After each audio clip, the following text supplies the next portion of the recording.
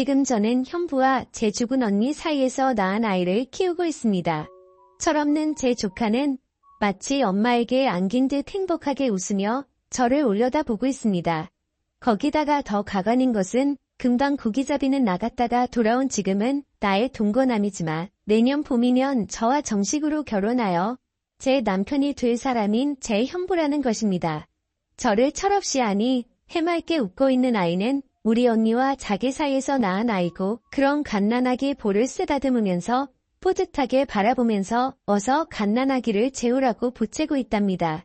솔직히 지금이야 말을 하지만 언니가 현부하고 결혼을 한다고 말했을 때 저는 죽을 맛이었습니다. 언니는 자신이 먼저 현부와 사랑을 나눈 것으로 알고 죽었지만 사실은 제가 먼저 현부와 사랑을 나누었기에 현부와 먼저 만난 사람은 저였다고 말할 수 있지요. 현부는 외양선의 항해사였습니다.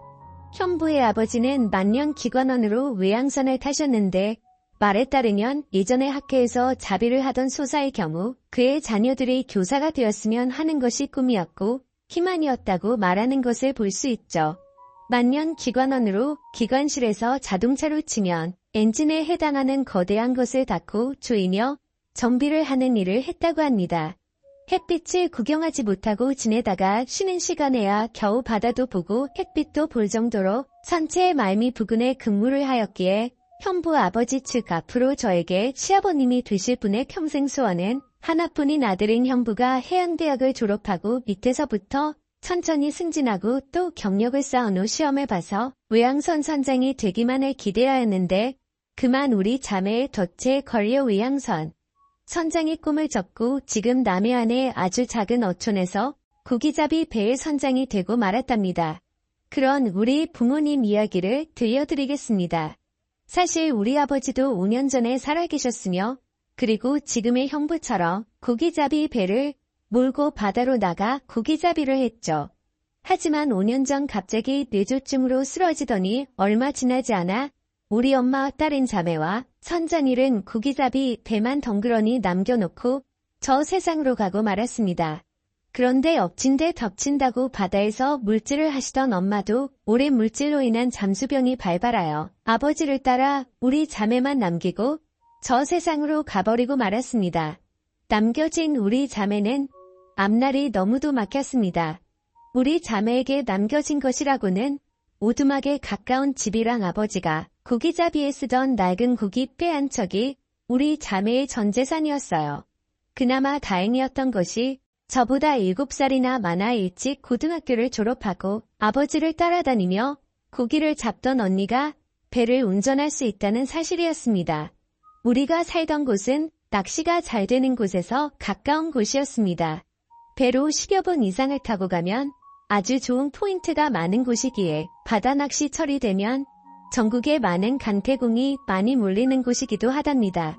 토요일이나 일요일 그리고 공휴일의 경우 배를 타려는 낚시꾼들로 북새통을 이루지요. 그래서 토요일이나 일요일 그리고 공휴일의 경우 고기잡이 배들은 고기잡이를 접고 모두가 낚시꾼들을 갯바위로 실어다주고 또 갯바위 근처에 대기하고 있다가 물때에 따라서 다른 갯바위로 이동을 시키고 그리고 낚시가 끝나면 육지인 우리 동네까지 데리고 오는 일의 수입이 고기잡이보다 쏠쏠해요. 그 일에 매달리는데 처녀선장인 우리 언니의 배는 그런 배들 중에 인기가 있었습니다. 우리 동네 안이 가까운 곳에 백사장이라도 있다면 여름철에도 민박이 가능하겠지만 길이 10m 정도의 백사장은커녕 손바닥만한 백사장도 없기에 낚시철이 아니면 민박 손님을 본다는 것은 하늘의 별을 따기나 마찬가지라는 말이 돌 정도로 민박 손님은 없었습니다. 그런 우리 동네의 낚시철도 아닌 한여름인 작년 8월에 한 건장한 청년이 우리 동네로 왔고 누구에게서 들었는지는 모르지만 우리 언니를 찾았고 그리고 우리 언니에게 몇 주 머물면서 낚시도 하고 쉬다가 가겠다면서 반을 빌려주고 밥을 해주기를 부탁하였고 마침 제가 대학교 1학년 첫 방학이지만 그 청년이 끝까지 있겠다는 날이 계약을 한 후까지였지만 언니가 저에게 조심스럽게 의견을 묻기에 철이고 고기잡이도 시원치 않다는 것을 잘 아는 저였기에 승낙을 했습니다. 그 청년 아니 현부는 그렇게 우리 인생 속으로 들어왔죠. 우리는 처음엔 손님으로 여겼습니다. 언니가 그 청년 아니 현부를 손님으로 받으면서 저에게 신신당부를 한 말이 있었습니다. 그건 그 청년을 남자로 보지 말고 오로지 손님으로만 보라고, 그리고 자신도 그렇게 하겠다고 말하였습니다. 하자만 정말이지 민박수님은 내가 평소 바라던 그런 남자에는 틀림이 없었어요. 그 청년을 해양대학교를 졸업하고 외양선의 3등 항해사로서 한 달간의 휴가를 얻어서 휴가를 온 것이 바로 우리 동네였고, 그리고 우리 집에서 인박을 하게 된 것입니다. 아시는 분들은 아시겠지만 고기잡이 배들은 전날 혹은 그 이전에 처분 그물을 끌어올리는 일을 새벽동이 트기 전에 나가서 조업을 해야 하고, 그리고 아침 일찍 항구로 돌아와 위판장에 위판을 하여야 하기에 언니는 아침 일찍 조업을 나가야 하였고, 그 청년이 낚시를 나간다면 함께 배를 타고 나가 갯바위에 실어다 주고 고기잡이를 하였습니다. 처음 며칠간은 언니의 말대로 손님으로만 대했습니다. 하지만 낚시를 나가지 않은 날 하루 전 그만 그 청년을 남자로 보게 되고 말았습니다. 그날은 그 청년이 낚시를 가지 않고 하루 휴식을 취하겠다고 일요일인 전날 저녁을 먹으면서 저와 언니에게 말하였습니다. 대신 우리 동네 뒷산의 경관이 기가 차다는 이야기를 들었다면서 거기에 오르기로 결심하였다는 것이었습니다. 언니는 새벽에 조업을 나갔고 청년과 단둘이 남아 늦은 아침을 먹으면서 그 청년이 같이 안 가겠냐고 물었습니다. 저는 저도 모르게 언니와의 약속을 어기고 선뜻 승낙을 하고 말았습니다. 그러자 그 청년은 마치 10년씩이나 된 것처럼 밥을 먹고 나서 설거지를 하려 하자 제 곁에 나란히 서더니 저랑 같이 설거지를 하였습니다. 저도 모르게 가슴이 두근두근해지더군요. 하지만 티내지 않고 같이 설거지를 마치고 냉장고에 손님 모시고 길 안내하고 올게라고 메모를 써놓고 저는 그 청년과 함께 집을 나섰습니다. 물론 그 청년은 우리 동네 어귀에 있는 구멍가게에서 빵과 음료수 간식을 사서 가방에 메고 동네를 벗어났답니다. 1년에 겨우 한 달 남짓 육지를 밟아본다는 사람치고는 산을 정말 잘 탔습니다. 1년 12달 365일을 육지에서 사는 저보다 더 말입니다. 산을 타면서 그 청년 아니 현부는 제 손도 안 잡았답니다. 한참을 올라 정상에 오르자 그 청년은 저에게 가지고 갔던 빵과 음료수 그리고 간식들을 제게 주며 먹으라고 하더니 위험스럽기만 한 바위를 타고 오르더니 가방에서 책을 한 권 꺼내더니 아주 낭낭한 목소리를 읽기 시작했어요. 그 책은 바로 제가 좋아하는 도종환 시인의 시들이었습니다. 바람도 자기 이야기를 한다는 것을 알았던지 매우 상쾌하게 불었습니다. 먼 바다도 춤을 추며 일랑거렸습니다. 그게 끝이 아니었습니다. 그 청년은 마치 제가 좋아하는 시를 전부 알기라도 한다는 듯이 바다를 향하여 계속 난창난창하게 낭독하였습니다. 청년 오빠의 맑은 목소리는 저로 하여금 부끄럽게도 오줌을 지리게 만들었습니다. 오를 수만 있다면 저도 그 청년 오빠가 올라가 있는 바위 위에 나란히 서서 한 소절씩 교대로 낭독을 하고 싶을 정도였습니다. 하지만 수줍음이 많고 내성적이었던 저는 음료수와 간식을 먹으며 멀리서 그냥 바라보면서 아는 시가 나오면 속으로 같이 낭독하고 있을 뿐이었습니다. 그는 거의 30분가량을 그렇게 시를 낭독하더니 내려왔고 그리고 마치 아무 일도 없었다는 듯이 제 곁으로 앉더니 빵과 과자 부스러기와 음료수를 마시면서 바다를 바라보고 제법 많은 이야기를 나누었습니다. 거기에서 저는 저도 모르게 청년 오빠에게 마음이 끌렸던지 엄마 아빠 이야기이며 우리 자매의 이야기를 하나도 꾸밈없이 모조리 이야기하고 말았습니다. 청년 오빠도 자신이 배를 타기 위하여 해양대학교에 가게 된 동기를 만들어준 자기 아버지에서부터 시작한 자기의 이야기를 모조리 들려주었습니다. 그리고 그 청년은 그 다음날 또 다음날에도 낚시를 나갔습니다. 산에 갔다 온 후로 전 막연하게 그 오빠는 내 동경의 대상이었고 그리고 그 오빠가 바위 위에 올라가 낭낭한 목소리로 시를 낭독하던 모습을 그리며 스스로를 만족시키는 습관이 생기고 말았습니다. 오빠하고 산행을 다녀온 후 그 대상이 그 청년 오빠가 된 것은 어쩌면 지극히 당연한 결과였는지 모를 일입니다.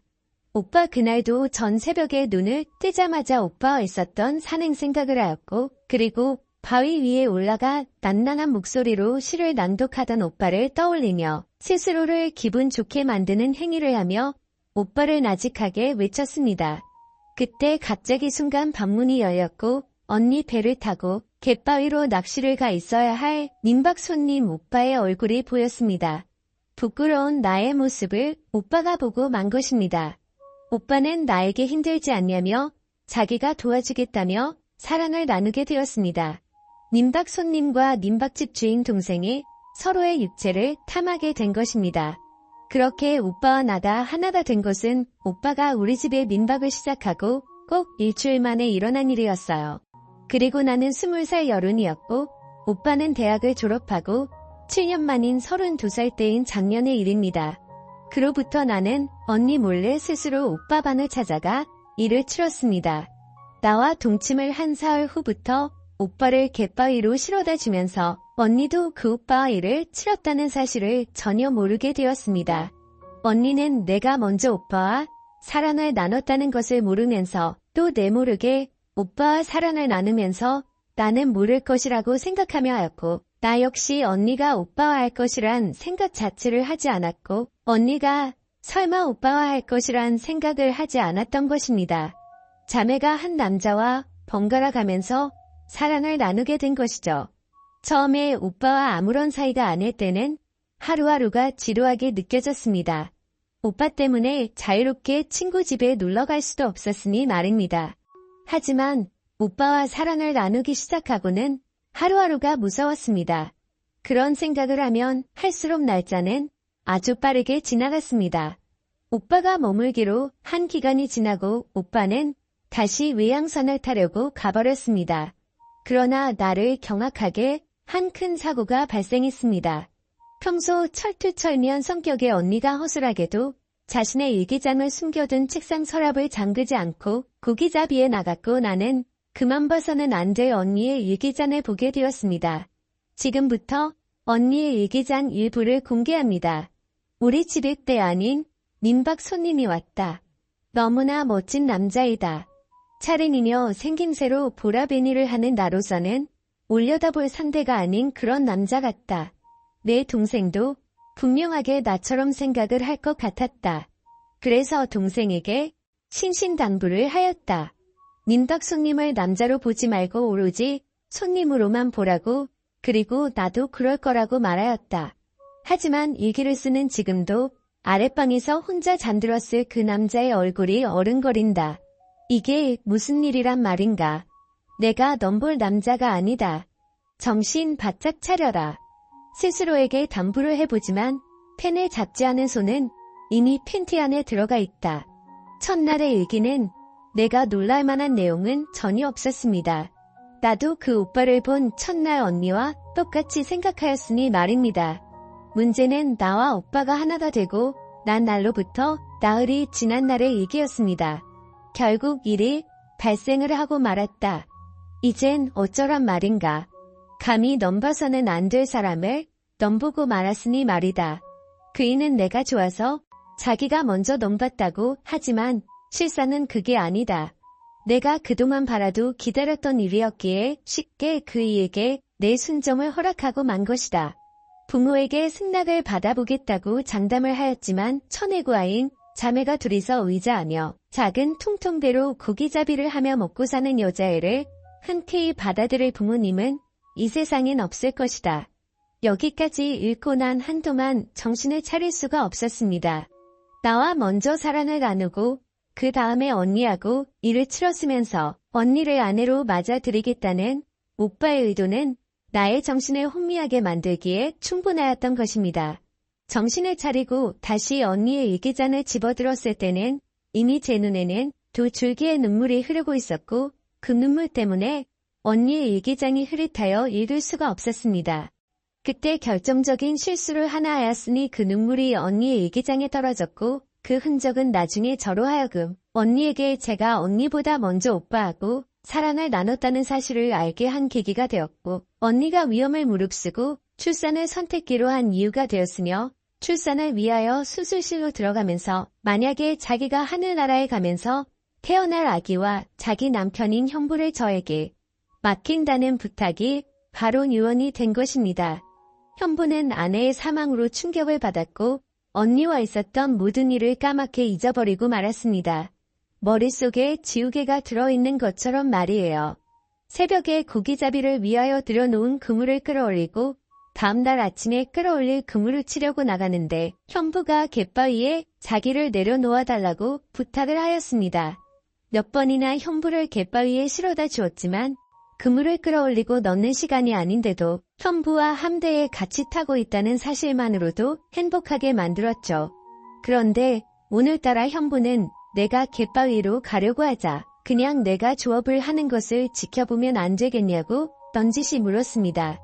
어쩜 난 형부가 나의 배에 타고 갯바위로 가는 날마다 이 말을 기다렸는지도 모를 말이었기에 순순히 승낙을 하였습니다.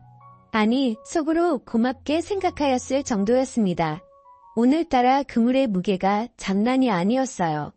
요즘 들어 최고의 어획량이 그것을 말할 주고 있었습니다. 아빠가 돌아가시고 최고의 수확을 올렸으니 말이죠. 더구나 그이가 보는 앞이라 그런지 오늘부터 잡아도 되는 꽃게까지 나의 마음을 들뜨게 만들 정도로 많이 그물에 걸려 있었습니다. 꽃게가 올라오자 그이가 나에게 오며 말을 걸었습니다.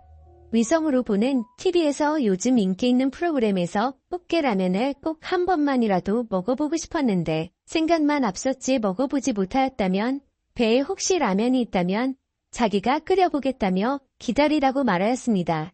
배가 갑작스런 풍랑을 만날 경우 어디에 임시로 정박을 하여야 할지 모르는 탓에 어선에 기상식량이나 다름없는 라면이 당연히 준비되어 있었습니다. 나는 라면 2봉지를 그이에게 건넸습니다. 물론 다리가 부러져 상품 가치가 무지 떨어진 꽃게도 풍성하게 주고 말이죠. 행여하는 기대감에 부푼 나머지 난대를 낚시꾼 몇몇이 보이는 곳에서 그이가 라면을 끓이는 동안 천천히 움직여 낚시터에서는 전혀 모습이 보이지 않는 그런 위치에서도 불안하여 육지에서 봐서 배 안에서 무슨 일이 벌어져도 모를 정도의 바다까지 나갔습니다. 거기서 내가 행여나 걱정하는 일이 기어코 벌어지고 말았습니다. 그이와 냄비와 김치를 사이에 두고 앉아 사이좋게 라면을 먹는 도중에 일이 발생을 하고 만 것이었죠. 나는 그렇게 내 형부를 놓쳤고 급히 해경에 신고하여 형부를 건졌습니다. 다행히도 형부는 무사히 살았고 나는 그런 조카와 형부와 함께 이곳에서 행복하게 살 꿈을 꾸고 지낸답니다. 지금까지 제 사연을 들어주셔서 감사합니다. 다들 행복하세요.